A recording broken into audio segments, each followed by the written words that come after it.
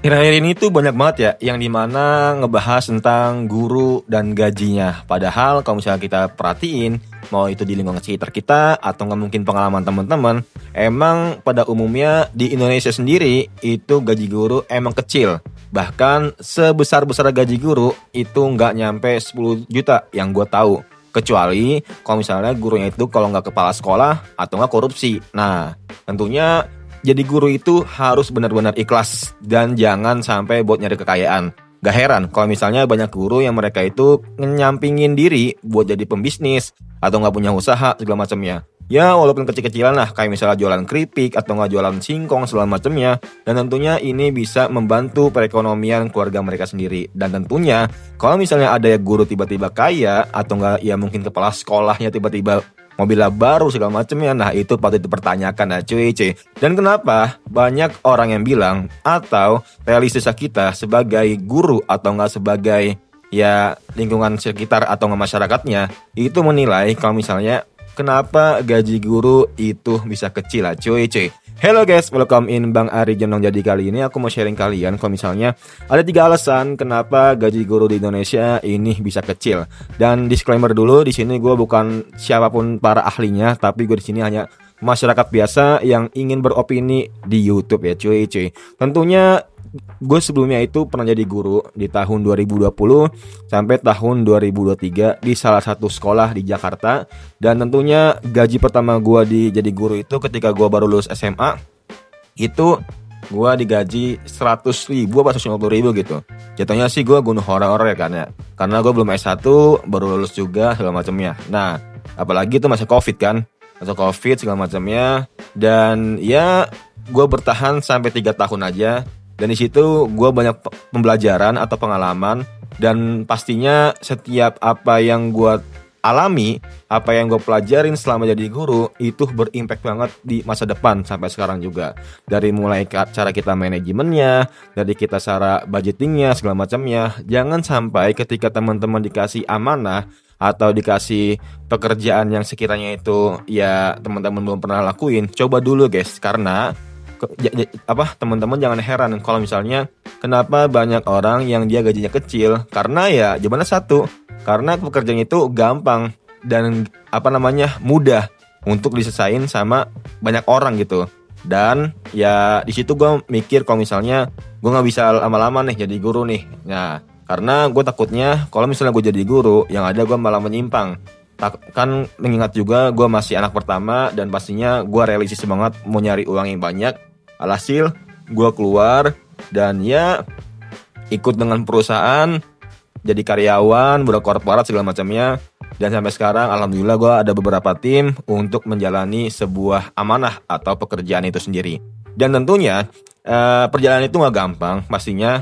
Alasan yang pertama kenapa gaji guru itu bisa dibilang kecil atau gak mencukupi halayak kayak di Swedia, Finlandia segala macamnya, karena prioritas anggaran pemerintah yang terlalu terbatas. Tentunya apalagi sekarang ya, lu tahu sendirilah, dana MBG itu lebih besar cuy dibandingkan dana untuk pendidikan. Apalagi buat kesejahteraan guru sendiri.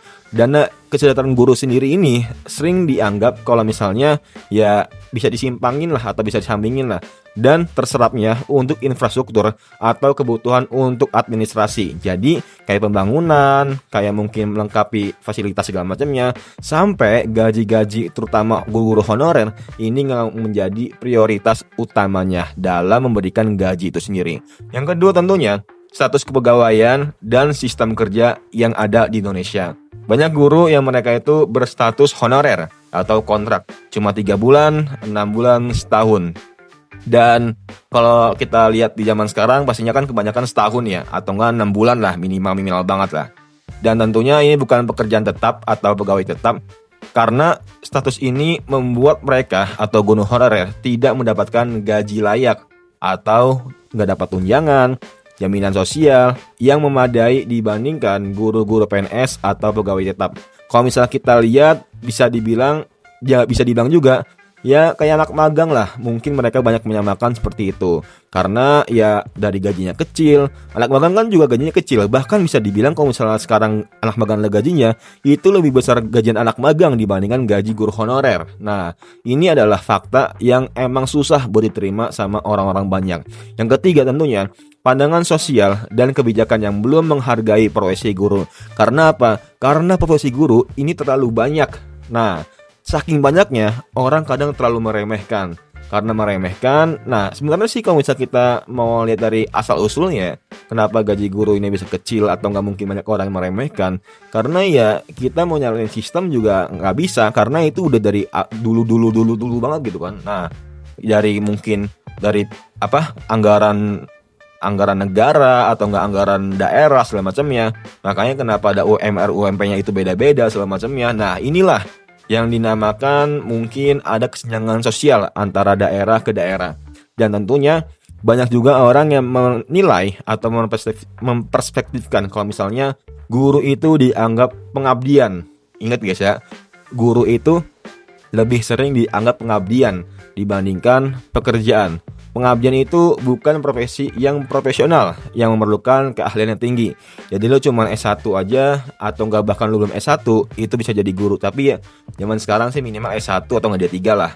Pandangan inilah yang bisa mempengaruhi kebijakan pemerintah atau dalam pengupahan, penggajian sampai ya bisa dibilang enggak sebanding gitu sama tanggung jawab dan perannya untuk mencerdaskan generasi bangsa untuk ya ke depannya gitu. Nah, hal inilah kenapa banyak orang atau banyak pemerintah yang memandang hal sepele tentang gaji guru itu sendiri. Nah, menurut kalian gimana? Atau kalian di sini ada yang guru? Coba tulis di kolom komentar keresahan kalian atau komentar kalian tentang gaji guru itu kenapa rendah. Coba tulis di kolom komentar, kita sama-sama berpendapat dan sama-sama untuk ya menyuarakan hal ini. Semoga bermanfaat and see you next time. Bye.